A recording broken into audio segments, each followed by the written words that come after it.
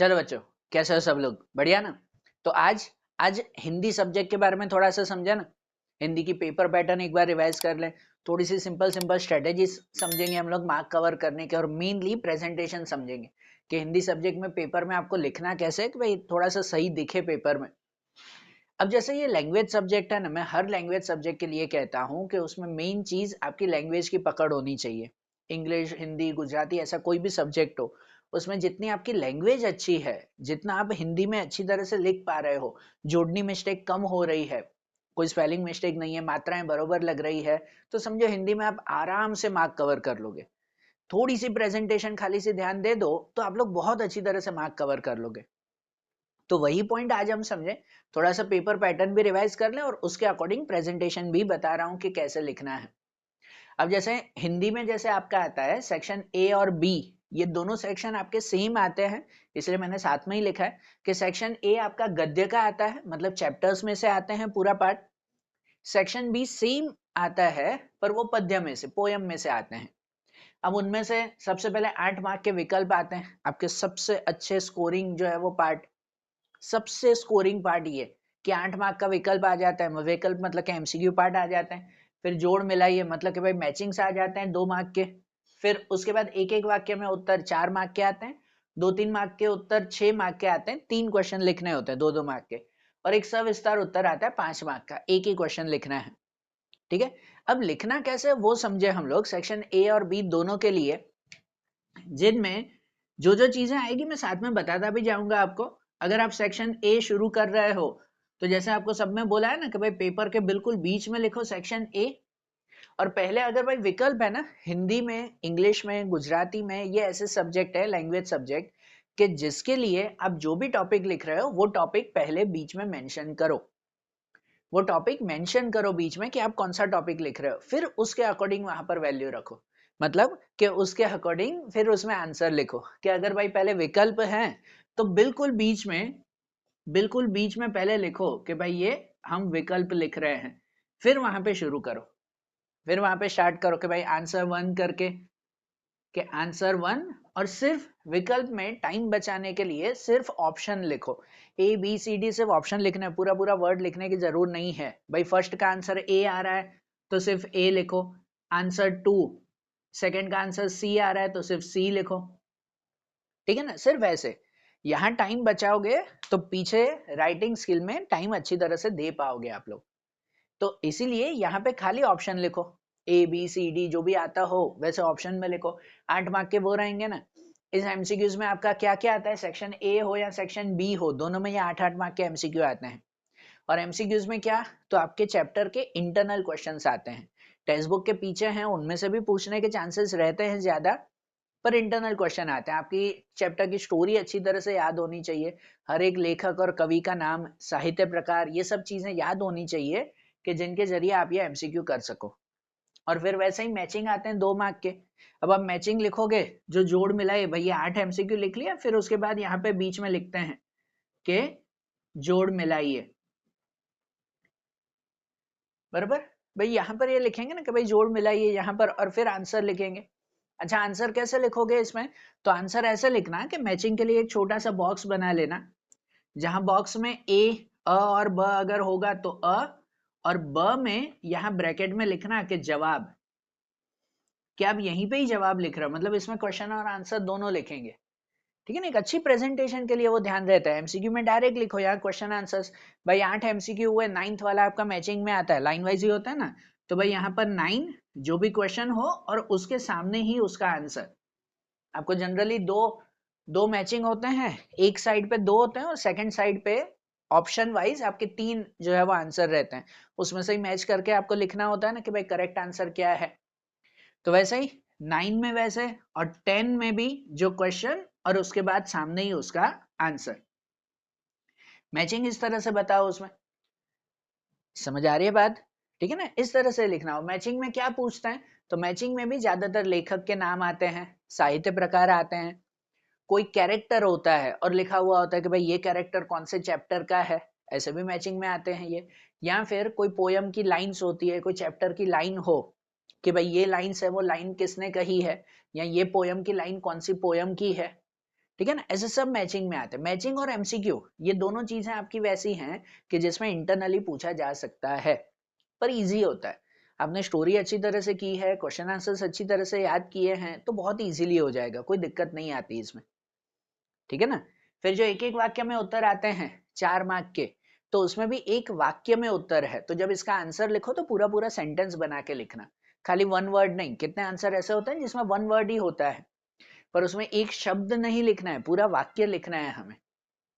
तो ये चीज समझना, भाई एक वाक्य में उत्तर है तो यहाँ पे लिखो कि एक वाक्य में उत्तर, बिल्कुल बीच में लिखते हैं कि एक वाक्य में उत्तर, फिर वहां से शुरू करो कि भाई आंसर 11 है तो आंसर 11 जो भी हो पूरा सेंटेंस, आंसर 12 तो आंसर 12 पूरा, ठीक है ना। बीच में सिंपल से कोई भी आप टॉपिक लिख दो, कोई भी सेक्शन का कोई भी टॉपिक, बिल्कुल बीच में पहले लिखो कि आप कौन सा टॉपिक लिख रहे हो, फिर आंसर 1 2 3 4 ऐसे करके लिखो उसमें, ठीक है। एक एक वाक्य में उत्तर आपको कहां से पूछते हैं, तो एक एक वाक्य के उत्तर 90% जो 4 मार्क के हैं, चार में से चारों ही 99% का हो, तो जो टेक्स्ट बुक के पीछे आपके वन सेंटेंस वाले क्वेश्चन है ना, उसी में से ही आते हैं, बाहर से रेयर पूछते हैं। शायद भाई सेक्शन ए के 4 मार्क के और सेक्शन बी में भी 4 मार्क का ही आता है एक एक वाक्य में उत्तर, तो 8 मार्क में से 7 मार्क तो फिक्स आपके टेक्स्ट बुक के ही रहेंगे, कोई एक आध शायद पूछ ले बाहर का, ठीक है ना, क्योंकि बाहर का या इंटरनली जो क्वेश्चंस आते हैं वो क्वेश्चन इनमें से आते हैं, जो टेक्स्ट बुक के बाहर के क्वेश्चन है वो ये एमसीक्यू और मैचिंग उसमें आएंगे, वन सेंटेंस में ज्यादातर नहीं, सब टेक्स्ट बुक के ही, one sentence, two sentence, 5 sentence के, वो सब टेक्स्ट बुक के ही आते हैं, ठीक है। फिर एक एक वाक्य में 4 मार्क के लिखोगे, फिर 2 3 वाक्य में उत्तर, भाई 6 मार्क के आते हैं, 3 क्वेश्चन लिखने होते हैं, तो 2 3 वाक्य में भी वैसे ही एक एक वाक्य में लिखा, उसके बाद जो है वो एक लाइन छोड़कर यहाँ पे लिखते हैं कि 2 3 वाक्य में उत्तर। मैं ये शॉर्ट हैंड राइटिंग में लिखता हूँ, आप पेपर में बरोबर लिखना, बिल्कुल बीच में, यहाँ कॉर्नर पे भी नहीं, बिल्कुल बीच में लिखना 2 3 वाक्य के उत्तर, फिर उसके बाद सपोज आंसर 15 करके आप लोग स्टार्ट करना। अब 2 3 मार्क वाले क्वेश्चंस होते हैं, आपको 4 क्वेश्चन होते हैं, 3 लिखने होते हैं, सेक्शन ए और बी दोनों के लिए 4 क्वेश्चन होते हैं, 3 लिखने हैं। और 2 3 मार्क्स वाले में है ना, तो इसमें आपको इंट्रोडक्शन वगैरह लिखने की जरूरत नहीं है, जो क्वेश्चन में पूछा हुआ है वो खाली मेन कॉन्सेप्ट आप लोग जस्टिफाई करना, ठीक है, कोई इंट्रोडक्शन लिखने की जरूरत नहीं है उसमें, मेन कॉन्सेप्ट, और वो भी आप कितने लाइन में, तो मैक्सिमम 4 लाइन 5 लाइन 6 लाइन में, बस इतना क्वेश्चन बहुत है। जो आपके क्या कहते हैं बोर्ड की सप्लीमेंट्री आती है, वो लार्ज सप्लीमेंट्री होती है, तो उसके अंदर 5 से 6 लाइन नॉर्मल हैंडराइटिंग, हाँ अगर आपकी बहुत बड़ी हैंडराइटिंग है तो उसमें करीबन जो है वो 8 10 लाइन जाएगी, उसमें डबल हो जाएगा, कोई कोई एकदम बड़ी हैंडराइटिंग में लिखते हैं। नॉर्मल हैंडराइटिंग की बात करते हैं, 5 से 6 लाइन का आंसर, बराबर ना, कि अगर इतनी इतनी भी हैंडराइटिंग आपने लिखी है तो 5 6 लाइन इनफ है, उससे ज्यादा नहीं लिखना है, इतना टाइमिंग ही नहीं बचेगा, बराबर। और इंट्रोडक्शन नहीं लिखना है, जो मेन कॉन्सेप्ट है वो कॉन्सेप्ट ही खाली जस्टिफाई करना, बराबर, कि भाई सपोज लेखक ने घर क्यों बेचा या क्यों बेचने की सोच रहे थे, तो उसमें पूरा नहीं बताना है, जो वो घर वाला आपका स्टोरी है तो उसमें पूरा सब कुछ नहीं बताना है कि भाई उनके माँ जो है वो गांव में गए थे या ऐसा हुआ था, उनके पिता ने ऐसा घर बनाया था या वो था, मेन वो घर बेचने की क्यों सोच रहे थे, बस खाली उसके बारे में जस्टिफाई करना है कि घर पुराना हो गया था, खाली घर और खराब होता जा रहा था इसकी वजह से, ऐसे शॉर्ट में एक्सप्लेन करना। कॉन्सेप्ट समझ रहे हो ना, समझना भाई ये ध्यान। और 2 3 वाक्य के बाद फिर सविस्तार उत्तर लिखना है, एक ही 2 क्वेश्चन होंगे, एक ही लिखना है, पर 5 मार्क का है वो, आपका मेन जो ध्यान रखना होता है वो ये सविस्तार में, कि सविस्तार उत्तर आपको बरोबर लिखने हैं।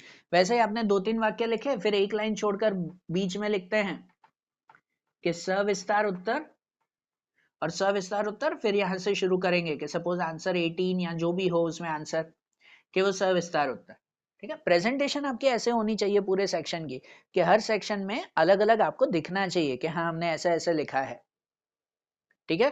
अब ये सविस्तार उत्तर, सविस्तार उत्तर हम लोग कैसे लिखेंगे उसमें, तो सविस्तार उत्तर लिखने के लिए 5 मार्क का है, तो मिनिमम 1 पेज का आपका आंसर तो होना ही चाहिए, ठीक है ना। ये 2 3 मार्क वाले में 2 2 मार्क के होते हैं, उसमें 5 लाइन 6 लाइन इनफ है, लेकिन 5 मार्क का ये आंसर है तो वो डिटेल में होना चाहिए, और पूरे पेज जितना आपका आंसर होना चाहिए, ठीक है। ऐसी नॉर्मल हैंडराइटिंग भी हो तो बोर्ड सप्लीमेंट्री का 1 पेज, मिनिमम 1 पेज। 1 से ज्यादा अगर लिखोगे तो 4-5 लाइन ज्यादा, फिर एकदम ज्यादा भी नहीं, एकदम ज्यादा भी नहीं, एकदम कम भी नहीं, 1 पेज जितना मिनिमम आंसर वो। और आंसर में कैसे आप लोग प्रेजेंटेशन करोगे?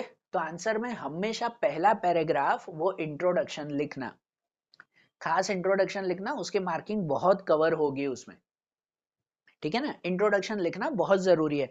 जब आप लिखो तो उसमें पहला एक पैराग्राफ इंट्रोडक्शन करके लिखो। उसमें इंट्रोडक्शन में क्या होना चाहिए?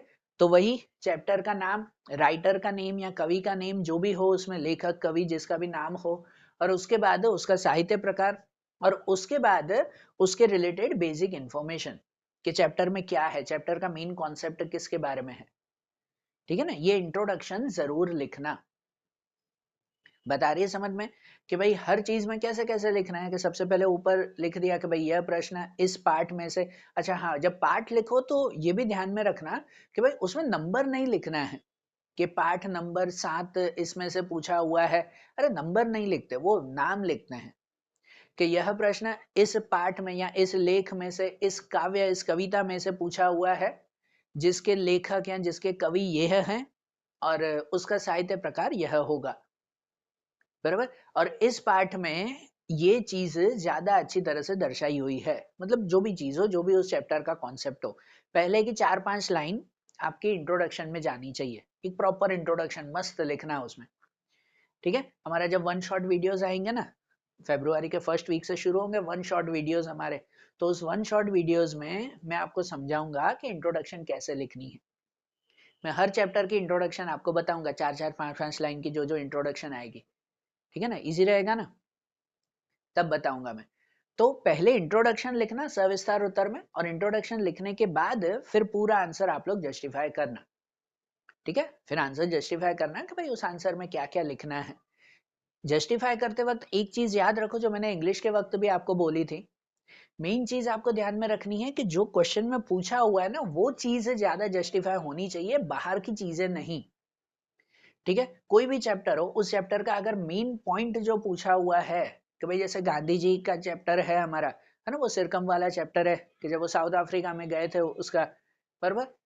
तो जब वो गांधी जी का जो चैप्टर है ना, तो उस चैप्टर में अगर सपोज क्वेश्चन पूछा हुआ है कि गांधी जी को सिरकम में क्या क्या परेशानी हुई, बराबर, जब वो बैठे थे उसमें गाड़ी में, तो उनको क्या क्या परेशानी हुई, तो वो परेशानी बतानी है कि उनको क्या क्या, कि उस गोरे ने उसको कैसे परेशान किया, कभी आगे बैठने के लिए, कभी पीछे बैठने के लिए कहा, उसको जो है वो पीटा था। ये चीजें मेन जस्टिफाई और डिटेल में जस्टिफाई होनी चाहिए, ठीक है ना, जो क्वेश्चन है उसके बारे में। अब आप उसमें बाकी की चीजें लिखोगे कि वो इसके थ्रू आए थे, उन्होंने ऐसे टिकट खरीदी थी, या फिर उन्होंने जो है वो केस कर दिया और फिर बचाव किया, तो ये जो आसपास की चीजें हैं वो शॉर्ट में एक्सप्लेन होनी चाहिए। जो मेन क्वेश्चन में पूछा हुआ है वो मेन एक्सप्लेन होना चाहिए। भाई सिरकम में क्या क्या परेशानी हुई, तो वो परेशानियां बतानी है। अगर उसमें ये पूछा हुआ है कि वो जो है वो उससे कैसे बच पाए, गोरे से, तो कैसे बच पाए, तो उसमें लिख सकते हैं कि भाई जब वो बीच स्टेशन में रुके थे तो उनको साथी आ गए थे उनको लेने के लिए, फिर उन्होंने कंपनी पे केस किया, ठीक है ना। तो ये बातें उसमें ज्यादा जस्टिफाई होनी चाहिए। सिंपल सा कहने का मतलब है, लॉन्ग क्वेश्चन में ऐसे नहीं आप खाली स्टोरी ही छाप दो पूरी, कि डिटेल में लिखना 1 पेज का, वो पूरी कहानी लिख देंगे। जो क्वेश्चन में पूछा हुआ है वो पार्ट ज्यादा एक्सप्लेन करो, कहानी भले पूरी लिखो, पर जो पूछा हुआ है वो पार्ट ज्यादा एक्सप्लेन करो, जो नहीं पूछा हुआ है उसे शॉर्ट में एक एक दो दो लाइन में समझा दो।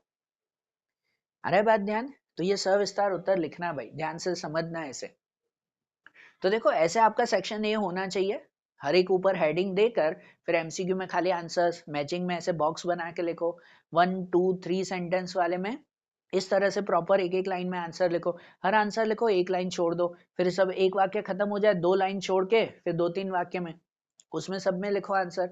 सब आंसर हो जाए तो 2 लाइन छोड़ के सविस्तार उत्तर, ठीक है ना। ऐसे बीच में लिखो, चेक करने वाले को भी मजा आता है कि हाँ भाई बहुत अच्छी तरह से लिखा है ना। मैं हमेशा कहता हूँ कि आप लोग पेपर प्रेजेंट ऐसे करो कि आपको सामने दिखाना है, उसके अकॉर्डिंग लिखना है, हमारे अकॉर्डिंग नहीं कि मैं कैसे भी लिख दूं ना सामने वाला चेक कर लेगा, ऐसे नहीं, हमें उनके अकॉर्डिंग लिखना होता है, तो वो मार्क अच्छी तरह से कवर होंगे। अरे बात ध्यान, तो सेक्शन ए ऐसे, सेक्शन बी में भी जो पद्य में मतलब पोयम्स में आएंगे सेम ही, वही पहले विकल्प लिखने हैं, फिर मैचिंग लिखने हैं, फिर एक वाक्य, दो वाक्य और सविस्तार, सब वैसे ही। पोयम का हो या चैप्टर का हो, दो वाक्य और सविस्तार वैसे ही। 2-3 वाक्य वाले 5-6 लाइन का आंसर लिखते हैं और सविस्तार करीबन 1 पेज जितना। क्लियर बात हो रहा है ना बात समझ में? तो देखो सेक्शन ए और बी अच्छी तरह से समझ लो। फिर अब जो है वो सेक्शन सी की बात करें कि सेक्शन सी व्याकरण में आपको कैसे लिखना है। और सेक्शन सी की बात करें ना, आपका व्याकरण विभाग ग्रामर पार्ट जो आता है, देखो इसका एक सेपरेट वीडियो तो बनेगा या आप तक बन चुका होगा, ठीक है ना। आप प्लेलिस्ट में एक बार चेक करना, अगर नहीं बना होगा अब तक तो 1-2 दिन में बन जाएगा, बराबर। तो ये जो सेक्शन सी है व्याकरण विभाग का, तो व्याकरण विभाग में खाली लिखना कैसे मैं वो समझा रहा हूँ, बाकी तो इसको अलग से मैं पूरे टॉपिक बताऊंगा कि इसको सॉल्व करना भी कैसे है। और प्रेजेंटेशन में वैसे ही कि व्याकरण में आपके समानार्थी, विलोम, तत्सम रूप, प्रत्यय, उपसर्ग आते हैं, शब्द समूह के लिए आते हैं, ये सब आते हैं ना 2-2 मार्क के, ठीक है। और इसमें कोई ऑब्जेक्टिव वाइज नहीं, कोई ऑप्शन वाइज नहीं, आपको डायरेक्ट आंसर ही लिखने होते हैं। तो डायरेक्ट आंसर ही लिखने हैं, तो उसमें ऐसे कि भाई समानार्थी लिखोगे 2 मार्क का, तो सेक्शन सी यहाँ बिल्कुल बीच में लिखते हैं समानार्थी, समानार्थी। और यहाँ पे भाई जो भी क्वेश्चन हो कि भाई सपोज अगर 35 वाला आंसर है तो 35 यहाँ पे क्वेश्चन लिखो और डैश करके वहां पे आंसर लिखो। एक एक वर्ड ही है उसमें, कोई लंबा तो है नहीं, तो उसमें क्वेश्चन आंसर लिखो तो भी ठीक। अगर आप खाली आंसर लिखोगे तो खाली आगे यहाँ बता देना कि सपोज आंसर 35 और आंसर 35 में यहाँ आगे लिखना कि आप आंसर लिख रहे हो, तो यहाँ पे सिर्फ 1 वर्ड, ठीक है ना। अगर पूरा लिख रहे हो तो भाई 35 में यहाँ क्वेश्चन डैश करके आंसर, वो भी लिखो तो भी ठीक। टाइम बचाना है तो खाली आंसर लिखोगे तो भी ठीक है। भाई 2 क्वेश्चन आते हैं तो सपोज आंसर 35 आंसर 36, तो आंसर 36 में भी समानार्थी का सिर्फ आंसर लिखो तो भी चलेगा उसमें, भले टाइम बचे उसमें, ठीक है। तो ऐसे समानार्थी। फिर अगर विलोम शब्द है तो विलोम शब्द एक लाइन छोड़कर, 1 या 2 लाइन छोड़कर फिर से बीच में लिखते हैं कि भाई विलोम शब्द या विरोधार्थी जो अपोजिट वर्ड आते हैं, भाई उसके भी 2 क्वेश्चन होते हैं, तो आंसर 37 वो एक वर्ड लिख दो खाली आंसर लिख दो, और आंसर 38 वो एक वर्ड खाली आंसर लिख दो। लिखते हैं ना ऐसे कि भाई खाली समानार्थी, खाली विलोम शब्द, सिर्फ आंसर लिखो, टाइम बचेगा। तो वैसे ही अब तत्सम रूप पूछे तो तत्सम रूप भी वैसे ही, ठीक है। ये भी वैसे ही होता है ना, तत्सम रूप आपके ज्यादातर जो है वो हिंदी के शब्द, जो दूसरी भाषा के शब्द भी हिंदी में यूज करते हैं, और उसके मीनिंग क्या होते हैं वो हमें बताने, बराबर। होते हैं कि कितनी बार ब्रज भाषा के हैं या कोई बिहारी भाषा के हैं, कोई दूसरी भाषा के शब्द जो एग्जैक्ट हिंदी में यूज हो रहे हैं, उनके रिलेटेड उसका मीनिंग बताना है, ये तत्सम रूप में आता है 2 मार्क का। ये सब समानार्थी, विरोधार्थी, तत्सम रूप, ये आपके हर चैप्टर के पीछे जो शब्दार्थ दिए गए हैं उन शब्दार्थ में ये सब दिया हुआ ही है, ठीक है। उनमें से एक एक बार रीड करना है और लिखना वैसे है, बराबर। तत्सम रूप, फिर प्रत्यय उपसर्ग अलग करके लिखना। 2 मार्क में आता है, एक में ज्यादातर प्रत्यय आता है, एक में उपसर्ग। प्रत्यय वो कि जो शब्द के पीछे लिखा क्या होता है, ठीक है ना, शब्द के पीछे कोई शब्द ऐड हो तो उसे प्रत्यय कहते हैं।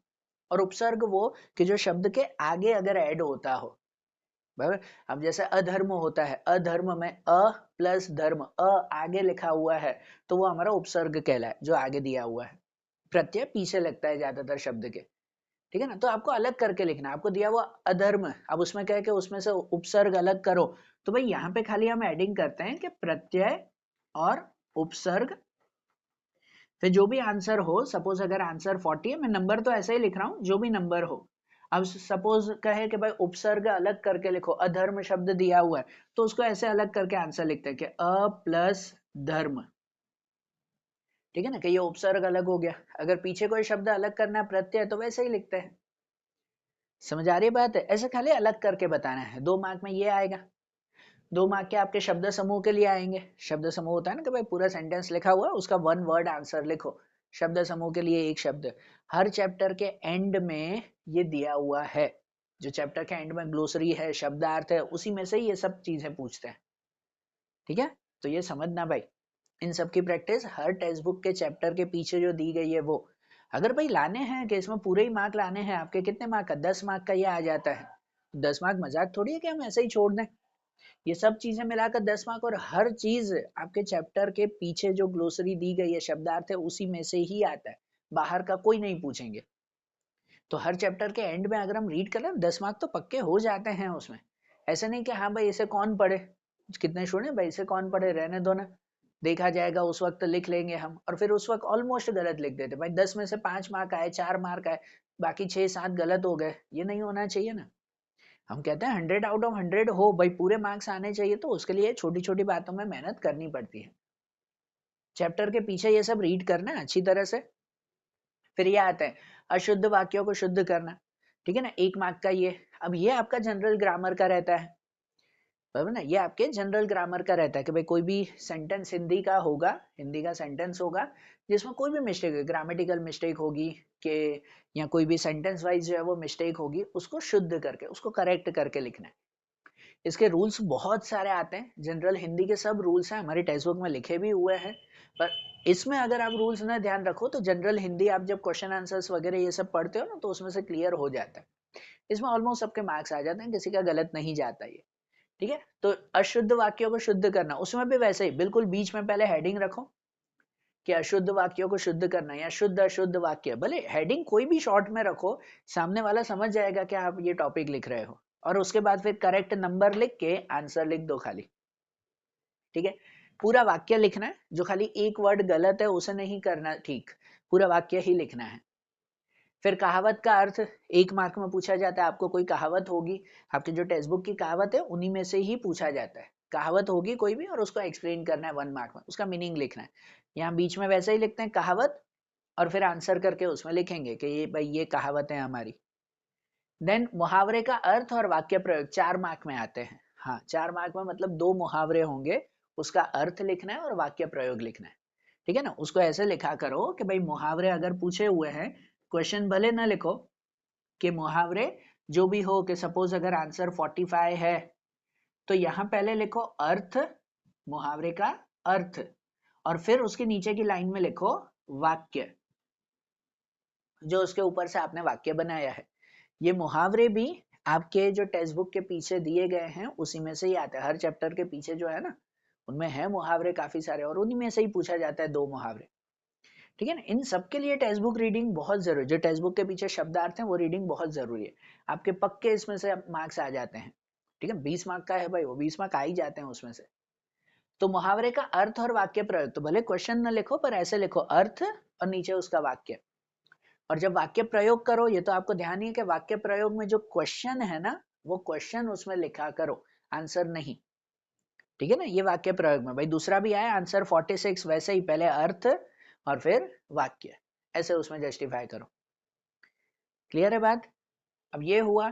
फिर दूसरा एक 4 मार्क का आता है प्रयोजन मूलक हिंदी में से, जो हर आपके कितने चैप्टर्स के बीच बीच में प्रयोजन मूलक दिए गए हैं ना, है ना, 2-3 चैप्टर, फिर उसके बाद बीच में एक प्रयोजन मूलक के दिए हुए, तो वो पूरे हिंदी के बुक में जो जो प्रयोजन मूलक के टॉपिक हैं उसी में से ही 4 क्वेश्चन पूछते हैं, और 1-1 सेंटेंस के क्वेश्चन, कोई डिटेल नहीं लिखने हैं, ठीक है।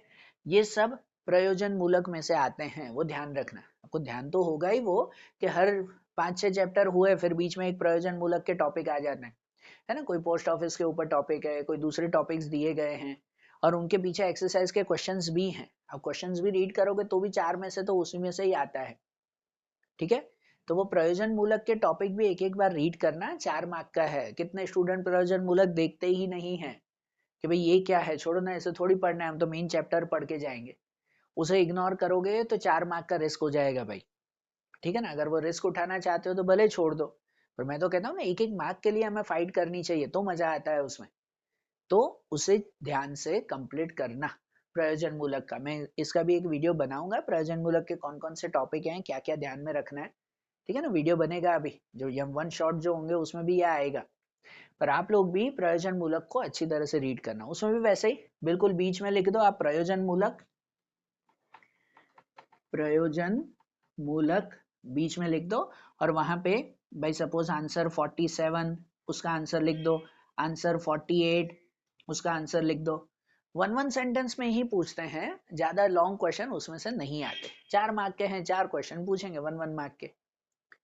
अरे बात ध्यान तो समझना, ग्रामर में भी वैसा ही लिखो, आप जब पेपर में ऐसे लिखोगे ना, पेपर मस्त दिखाई देता है कि बिल्कुल बीच में आपने टॉपिक लिखे, फिर यहाँ आंसर, फिर एक लाइन छोड़ के टॉपिक, फिर आंसर, ठीक है ना, वो नीट एंड क्लीन दिखाई देता है आपका पेपर, तो अच्छा लगता है। और ये पूरे 20 मार्क के लिए मैं कह रहा हूँ आपकी टेक्स्ट बुक रीडिंग ही होनी चाहिए, टेक्स्ट बुक के बाहर का कोई मटेरियल भले मत पढ़ो, क्योंकि सब में से भाई समानार्थी दो ही आते हैं, वो टेक्स्ट बुक के ही आएंगे जो पीछे के शब्दार्थ हैं, कोई बाहर का नहीं पूछेंगे। पर ना स्टूडेंट जो कंफ्यूज रहते कि यार मैं पता नहीं कौन सा मटेरियल पढूं, किस में से आएगा क्या आएगा, अरे टेक्स्ट बुक में से ही आएगा। आप लोग टेक्स्ट बुक पढ़ते नहीं, दूसरे 10 मटेरियल पढ़ते हो मतलब ही नहीं है। एक ही मटेरियल 10 बार पढ़ो, 100% उसमें से आ जाएगा। समझ आ रही है बात? तो ये ध्यान से समझना भाई, ये सेक्शन सी। अब सेक्शन डी और ई के बारे में भी मैं शॉर्ट में समझा दूं कि उसमें कैसे लिखना है। अब सेक्शन डी की बात करें ना, तो देखो अभी भी मैं सेक्शन डी और ई में खाली आपको प्रेजेंटेशन बता रहा हूँ, इसके सेपरेट वीडियो बनेंगे या आप तक बन चुके होंगे, नहीं भी होंगे तो वो बन जाएंगे, आप लोग प्लेलिस्ट में देखते रहना। तो इसमें सेक्शन डी और ई की प्रेजेंटेशन क्या है, सेक्शन डी आपका अर्थ ग्रहण का आता है, जिनमें जो 3 क्वेश्चन आते हैं 5-5 मार्क के। सबसे पहला आता है पद्यांश ससंदर्भ व्याख्या, मतलब आपको ध्यान भी है ये कि भाई कोई भी पोयम की लाइन होगी, टेक्स्ट बुक की ही जो सब पोयम्स हैं उन पोयम्स की कोई 4 लाइन होगी, 2 लाइन 4 लाइन होगी, और उसको व्याख्या करना है, मतलब कि उसको जो है वो आपको एक्सप्लेन करना है, ठीक है ना, उसकी व्याख्या करनी है, उसको एक्सप्लेन करना है डिटेल में। पहले तो आप लिखोगे वैसे कि भाई पद्यांश ससंदर्भ व्याख्या है, तो ऊपर पहले हेडिंग रखा ना कि पद्यांश व्याख्या, और उसके बाद यहाँ पे आंसर जो भी उसका क्वेश्चन नंबर हो, कि सपोज अगर क्वेश्चन 50 है तो यहाँ पे लिखो आंसर 50 और यहाँ पे शुरू करना। अच्छा, अब ये इसको एक्सप्लेन कैसे करोगे, डिटेल वीडियो में आप फिर से समझना ध्यान से कि कैसे, अभी शॉर्ट में बता रहा हूँ। आपकी टेक्स्ट बुक की ही पोयम आएगी, तो सबसे पहली चीज तो आपको पहले पैराग्राफ में लिखना है कि ये कौन सी पोयम के बारे में है, उसके कवि कौन है वो खास लिखना है, ठीक है ना, किसी के भी बारे में हो, सपोज जो बीत गई सो बात गई उसके बारे में है, अगर उसकी कोई 4 लाइन दी गई है अगर, तो सबसे पहले उसमें लिखना कि भाई यह पंक्ति इस पद्य में से ली गई है, भाई ये पंक्तियां जो बीत गई सो बात गई पद्य में से ली गई है, जिनके कवि यह हैं, जो भी उनके कवि के नाम हो भाई ये पहले लिखना, और इस कविता में ये बात समझाई गई है, ठीक है ना, उसका शॉर्ट इंट्रोडक्शन, जैसे आप ये क्वेश्चन आंसर्स में लिखते हो। पद्यांश में सबसे पहले 2-3 लाइन आपको ये लिखनी है, ठीक है ना, और ये भी ध्यान देना सब 5-5 मार्क के हैं, मतलब 1 मार्क 1 पेज जितना आपको तो एक्सप्लेन करना है। तो ऐसे पद्यांश में सबसे पहले लिखो कि यह पंक्तियां इस पद्य में से ली गई है, जिनके कवि यह हैं, और इस पद्य में इसके बारे में दिया हुआ है, ठीक है ना, वो इंट्रोडक्शन लिखा। अब इंट्रोडक्शन के बाद फिर जो ये 4 लाइंस होगी, जो भी टॉपिक दिए गए हो उस टॉपिक को विथ एग्जांपल एक्सप्लेन करना है, उसमें आप अपना एग्जाम्पल लिखो, थोड़ी बाहर की मटेरियल्स लिखो, कुछ कहानी याद आती हो उस एग्जाम्पल के रिलेटेड वो लिखना है, पोयम के बाकी के कॉन्सेप्ट नहीं लिखने हैं, उसमें से एक छोटा सा जो अलग से एग्जाम्पल दिया हुआ है, जो लाइंस दी गई है उस लाइन के रिलेटेड आपको एग्जाम्पल्स और टॉपिक एक्सप्लेन करने, ठीक है, ये चीज समझना भाई, बराबर ना, अलग से इसका वीडियो बना हुआ है, उसमें आप डिटेल में देखना। अभी मैं बता रहा हूँ कि पद्यांश वैसे लिखना है, पहले आपका एक पैराग्राफ होना चाहिए कि ये इस पंक्ति यह पंक्तियां इस पद्य में से है, उसके कवि यह है, और इस कविता में इसके बारे में समझाया हुआ है, ठीक है। फिर वो 4 लाइन आप लोग एक्सप्लेन करो डिटेल में अच्छी तरह से, बरोबर। तो ये ऐसे एक्सप्लेन करना पद्यांश में, ठीक है, एक एक पेज जितना आपको लिखना है, पहले 3-4 लाइन आपकी इंट्रोडक्शन की, फिर वो मेन एक्सप्लेन करना, फिर उसके बाद 1/3 भाग में सारांश लिखना है, ये भी 5 मार्क का आता है। अच्छा, 1/3 भाग में सारांश मतलब ये आपका संक्षिप्तीकरण है, प्रेसी राइटिंग है जो हम लोग कहते हैं, कि जिसमें आपको एक पैराग्राफ दिया गया होगा हिंदी में, और उसका हिंदी में ही 1/3 पार्ट में, 1/3 भाग में मतलब 1/3 पार्ट में उसका सारांश, उसकी समरी लिखनी है, ठीक है ना, 1/3 पार्ट में उसकी समरी लिखनी है हमें, जो भी एक पैराग्राफ होगा। तो उसको लिखेंगे कैसे, कि भाई हेडिंग लगाओगे, यहाँ लिखो संक्षिप्तीकरण, यहाँ लिखो कि भाई पद्य का गद्य का सारांश, गद्य सारांश लिखो तो भी ठीक है, संक्षिप्तीकरण लिखो तो भी ठीक है, कि संक्षिप्तीकरण, ठीक है ना, जो भी उसमें आंसर हो, सपोज आंसर 51 है तो आंसर 51, यहाँ बिल्कुल बीच में उसका शीर्षक लिखो, मैंने शीर्षक लिखा है मतलब जो उसका टाइटल हो, हाँ पैराग्राफ को टाइटल देना है तो उसका मेन टाइटल लिखो, एक मार्क तो उसी का ही रहता है 5 में से, और उसके बाद उसको आप लोग एक्सप्लेन करो, कैसे एक्सप्लेन करना है आप डिटेल में वो वीडियो में देखना, अभी तो खाली बता रहा हूँ। देखो ये भी 5 मार्क का है, लेकिन इसको 5 लाइन में ही एक्सप्लेन करना है, इसको पूरा पेज मत लिखना, क्योंकि सारांश लिखना है, समरी लिखनी है। तो जो भी आप पैराग्राफ पहले ध्यान से रीड कर लो, फिर उसमें किसके बारे में बताया हुआ है वो लिखो, एग्जैक्ट 2-3 लाइन ढूंढ के खाली कॉपी मत कर देना, उसको अच्छी तरह से समझाना कि भाई इसमें इसके बारे में दिया हुआ है, ठीक है ना। कुछ ओन वर्ड्स हो तो बहुत अच्छी बात है, पैराग्राफ में से कुछ शब्द सिलेक्ट करो तो अच्छी बात है, ठीक है ना। Exact as it is he 2 line ढूंढ के और लिख दी के इसमें ये समझाया हुआ, ऐसा नहीं, ठीक है ना। ये समझना, पहले शीर्षक फिर उसमें ये लिखेंगे हम लोग।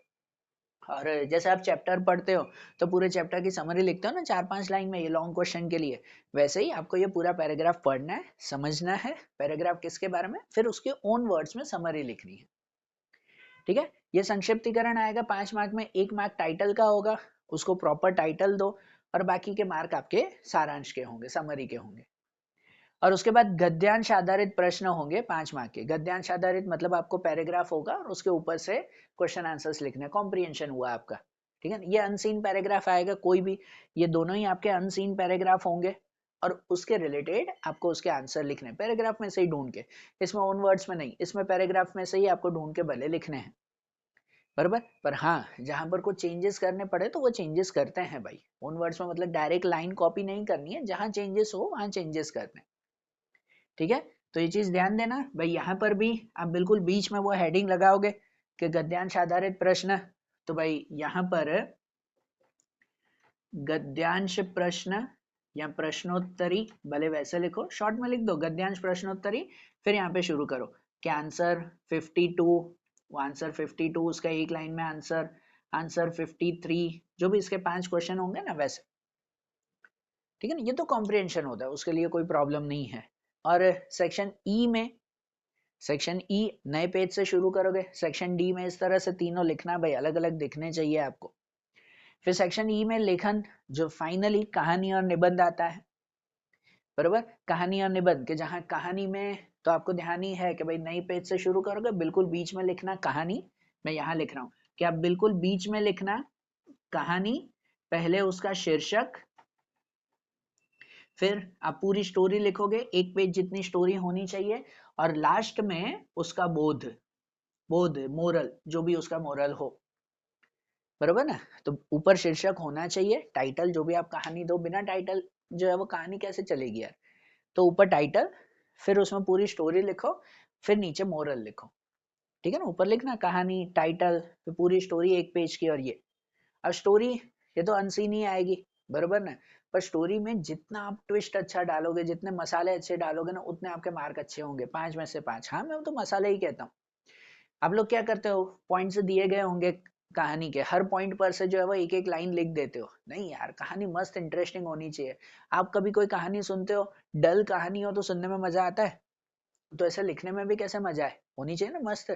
कि अगर कोई कोई भी कहानी हो, सपोज कोई गांव की अगर कहानी है कोई पर्सन की, तो पहले उस गांव के बारे में मस्त एक्सप्लेन करो कि भाई ये गांव, ये नाम का गांव था, अपना नाम दे दो कोई भी, कि भाई इस नाम का ये गांव था, ये गांव जो है वो इसके लिए फेमस था भाई, यहाँ पे खेत बहुत अच्छे थे, यहाँ का मंदिर बहुत बड़ा था भाई, इस गांव की खासियत ही कुछ अलग थी। ऐसे जितने मसाले डालोगे ना स्टार्टिंग में, तो उतना ज्यादा बेटर है। और खाली मसाला ही नहीं, फिर स्टोरी भी जस्टिफाई होनी चाहिए।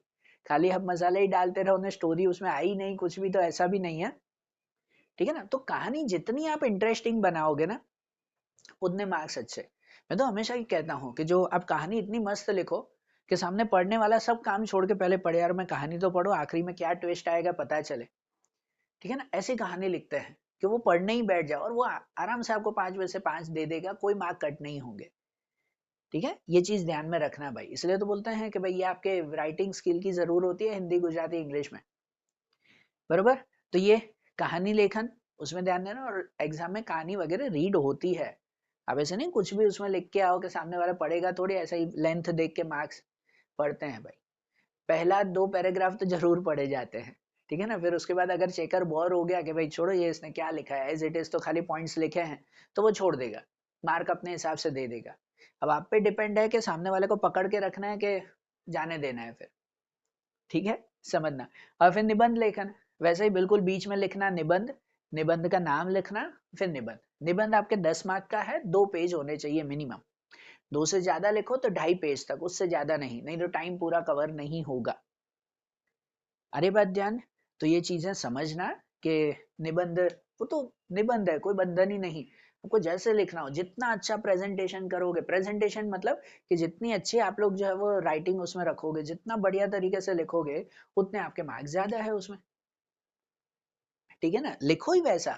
स्टार्टिंग के 2 पैराग्राफ तो इतने मस्त लिखने चाहिए कि सामने वाला पढ़ने बैठे ना, पहले तो पैराग्राफ पढ़ेगा ही पढ़ेगा, कोई भी क्यों ना हो, तो वो पहले ही 2 पैराग्राफ पढ़ने बैठे ना, वो सब छूटना ही नहीं चाहिए यार, कितना मस्त लिखा, हम एक बार पूरा पढ़ तो लो, बरोबर ऐसा होना चाहिए। तो फिर आपको देखो कौन मार्क कट करता है, आपको 10 में से भी 10 मिल सकते हैं, अगर जोड़नी मिस्टेक नहीं है और इतना इंटरेस्टिंग लिखा है, 10 में से 10 मिलेंगे ही मिलेंगे, कोई कट नहीं होगा। आप जो बोलते हो हिंदी में से 100 में से 100 नहीं आते हैं, आएंगे, मैं बोलता हूँ आएंगे, अगर आपका लिखना सही होगा तो, बराबर 100 में से 100, 99 आएंगे ही आएंगे, कहीं नहीं गए, 100 में से 100 भी आएंगे, मैं तो 99 भी नहीं बोल रहा, आपका लिखना उतना मजबूत होना चाहिए। और आखिरी में टाइम कहो, तो हम तो हमेशा वही कहते हैं, आपके 5 सेक्शन होते हैं, हर सेक्शन आधे घंटे में, हर सेक्शन आधे घंटे में, सिंपल, इसमें भी वैसा ही है और हो जाता है। सेक्शन ए और बी को लिए आधा आधा घंटा लिखते हैं, आधे घंटे में हो जाता है आपका सेक्शन, कोई दिक्कत नहीं आती है। ठीक है ना, ये एमसीक्यूज, मैचिंग, वन सेंटेंस, ये लिखने में 10 मिनट भी नहीं लगते, और बाकी के ये जो 2-3 आंसर लिखोगे मिलाकर, तो उसमें बाकी के 10-15 मिनट लगते हैं, आधे घंटे में हो जाता है। सेक्शन ए सेक्शन बी आधे आधे घंटे में, सेक्शन सी के लिए तो आधा घंटा भी नहीं लगता, आपके 20 क्वेश्चन हैं, 20 मिनट ही लगते हैं, 15 से 20 मिनट, कोई डिटेल में तो लिखना नहीं है ना, 15 से 20 मिनट में हो जाता है, फिर भी चलो याद करके आधा घंटा, बराबर। सेक्शन डी में भी हाफ एन आवर ही रखता है, चलो ऐसा संदर्भ व्याख्या एक पेज की लिखोगे, एक पेज की लिखोगे उसमें 10-15 मिनट लगते हैं, 10 मिनट लगते हैं। ये सारांश तो एक पेज का लिखना नहीं है, 4-5 लाइन का ही लिखना है, 5 मिनट में हो जाता है, आप खाली समझ के लिखो तो आपकी राइटिंग स्किल अच्छी होगी, 5-10 मिनट में हो जाता है। और ये भी क्वेश्चन आंसर्स पैराग्राफ में से ही ढूंढ रहे हैं, 10 मिनट और आधे घंटे में ये हो जाता है। हमेशा टाइम लेकर बैठो, क्या हाँ भाई आधा घंटा हो रहा है, अब दौड़ना है मुझे। इसमें भी 2 चीजें हैं, आधे आधे घंटे में हो जाती है, फिर भी इसमें आप 10 मिनट ज्यादा ले सकते हो कि चलो 40 मिनट में, फिर भी लास्ट के 20 मिनट आपके बचेंगे।